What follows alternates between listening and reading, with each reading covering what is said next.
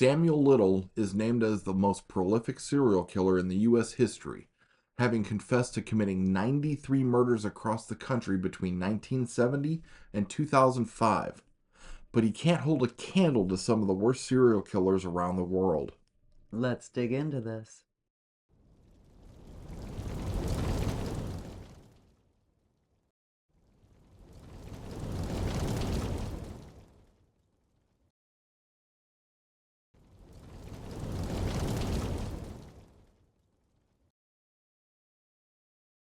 The most prolific serial killer in Japanese history was Miyuki Ishikawa, an experienced midwife in post-World War II Japan when many couldn't afford to eat, let alone feed their children. She came up with a brilliant plan.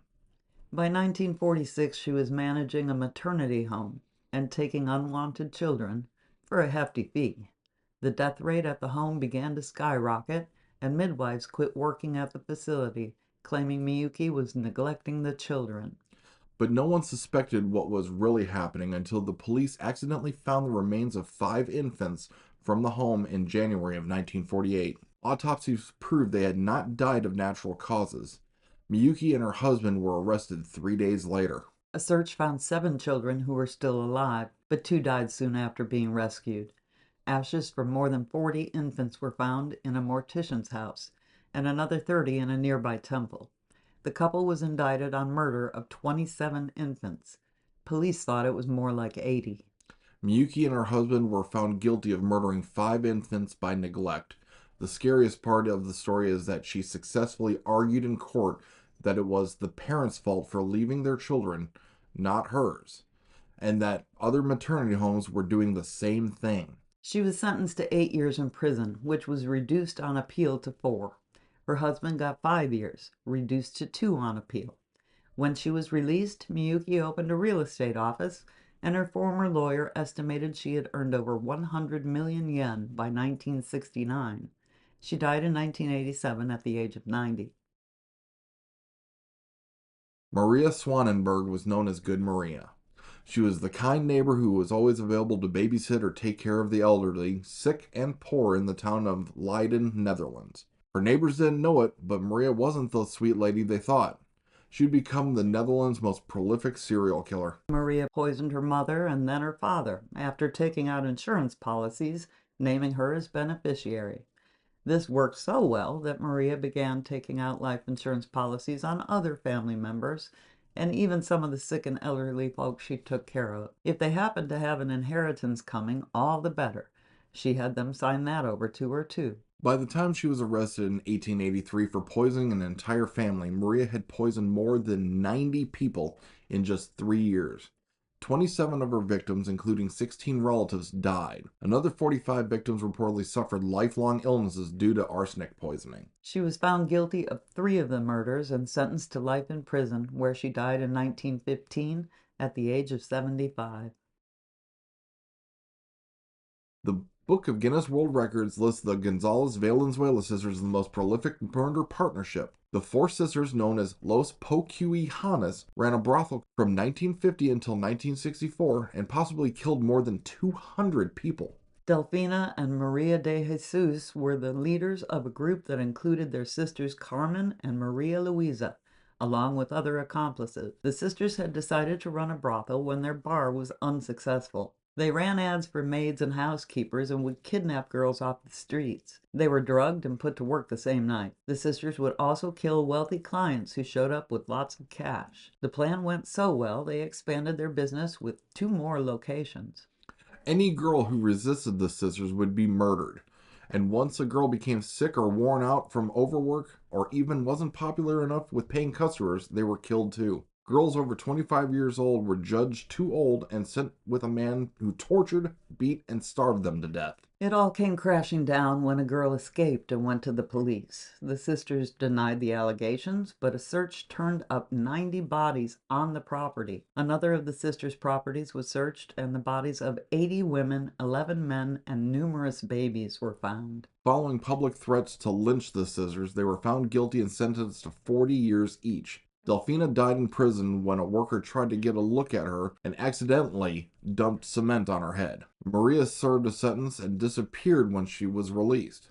Carmen died of cancer in prison, and Maria Luisa went insane from fear of a mob lynching her.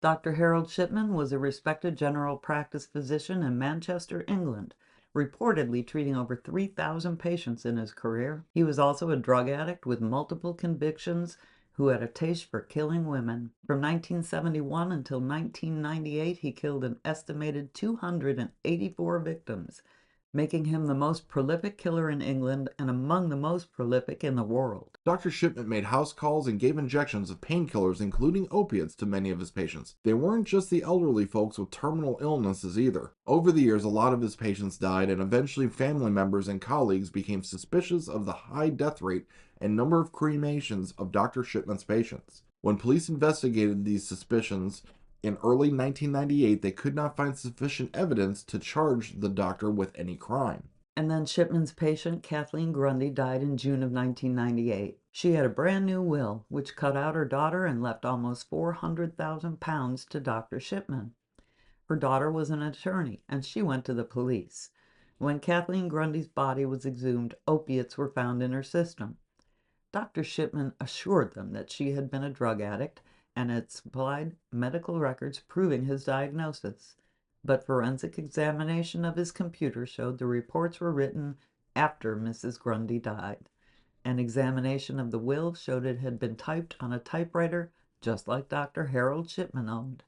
It was later discovered Shipman also stole jewelry from some of his patients. Shipman was found guilty of 15 counts of murder of the women he had killed between 1995 and 1998, and 1 count of forgery on Mrs. Grundy's will. He was given 15 life sentences with an additional 4 years for the forgery. Further cases were not tried. Dr. Shipman hanged himself in his cell in 2004 at the age of 57. He had never confessed to his crimes. The monster of the Andes ranks right up there with the most prolific serial killers. Since he's been on the loose for over 20 years and suspected in new murders during that time, he may just be the worst of all. Pedro Lopez was one of 13 children. His mother threw him out on the streets at the age of 8. At the age of 21, he was in prison on a 7-year sentence for auto theft when his 3 cellmates assaulted him. He killed all 3 and got an additional 2 years on his sentence.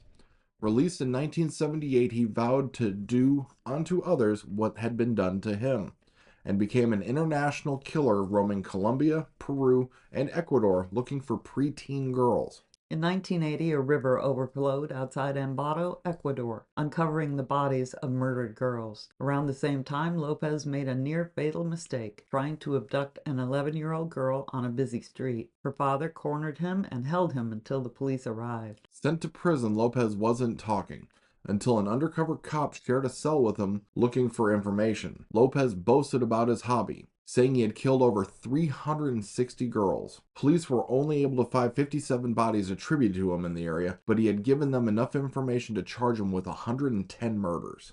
Lopez pled guilty on all counts in 1981. Due to Ecuadorian law, he only received a 16-year sentence, causing understandable public outrage. He was released in 1995 after serving 14 years and deported to Colombia, where he had an outstanding warrant on a nearly 20-year-old murder. Instead of being found guilty there, he was found insane and sent to a mental institution. Less than 3 years later, he was declared sane and released after paying $70 bail.